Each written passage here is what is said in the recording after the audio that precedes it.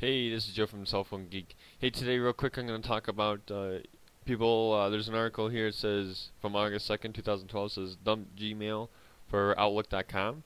4 reasons you might.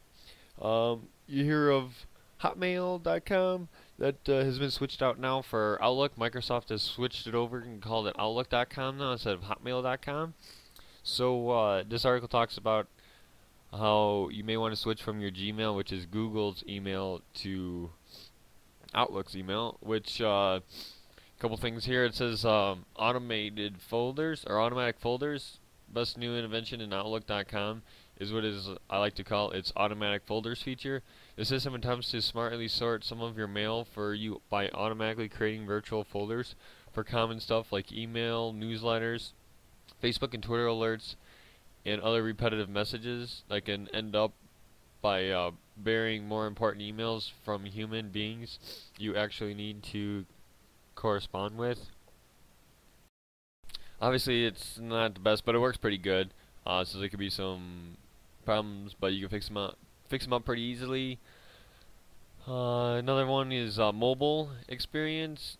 Biggest benefit that Microsoft has been designing a new web mail service in 2012 is that it can be optimized for today's ostensibly mobile world. So it should be easier to use on your iPhone, Android phone, your Windows phone, or your iPad or iPod Touch, that sort of thing. They kept that in mind. Microsoft used the automatic folder feature as it was helped to organize and prioritize users' inbox in the way that they work in virtual any type of desktop or mobile email client. Yeah, which is pretty neat. Another one is privacy protection. One of the creepiest parts of Gmail has always been the fact that it does text mining on your emails and uses that information to surface targeted ads. That's the price you pay for unlimited storage and a free service. For example, if you're emailing back and forth with a family member about a trip to go hiking, Gmail will simultaneously surface text ads for things like Rocky Mount vacations, hiking boots, and protein bars. While these ads are generally unobstructive and occasionally even useful, it still strikes out some people to realize that Google is essentially reading their mail. This is especially true for business professionals and others who use Gmail to transmit potentially vulnerable or sensitive information. Well, if you're putting vulnerable or sensitive information through an email, that's not a good idea anyways, because anybody can grab the email as it's being sent. Not just Google, but anybody. If you have the right software, you can go in and grab anybody's email. So when you send an email, be careful what you put in it. And plus, it's documented like anything else. So if you type it out, it's there forever. People can pull it up, and access it. So you don't want to put any like your credit card information in, your social security number, that sort of stuff. Let's see, you got social integration. One of my favorite plugins for Gmail is Rapportive, which fills the right column in Gmail with contact information about the person you're emailing.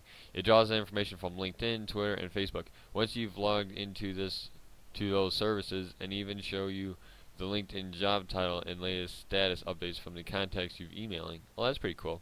Microsoft has taken this kind of functionality and built it directly into Outlook.com, filling the right column of its message screen with the same kind of social contact data, but displaying it a little bit simpler. Cleaner way that follows the Metro UI style. Outlook.com doesn't appear to show quite as much data as Rapportive.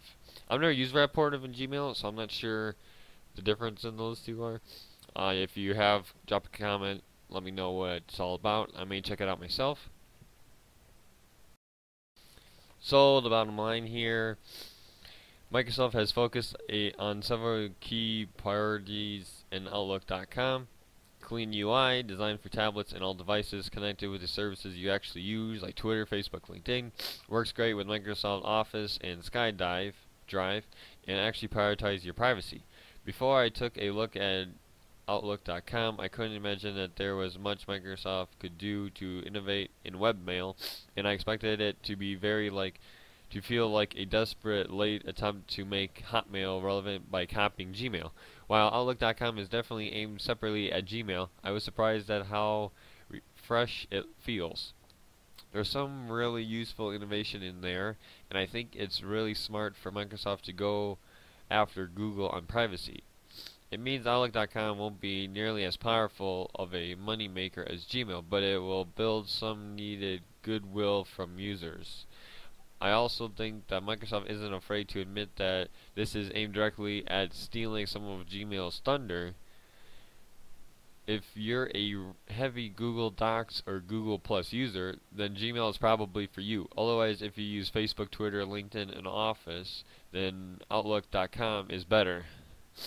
So they're saying if you use Facebook, Twitter, LinkedIn, and Office, that you should use Outlook.com for your email. But that means you have to send out your new email to everyone and all that fun stuff.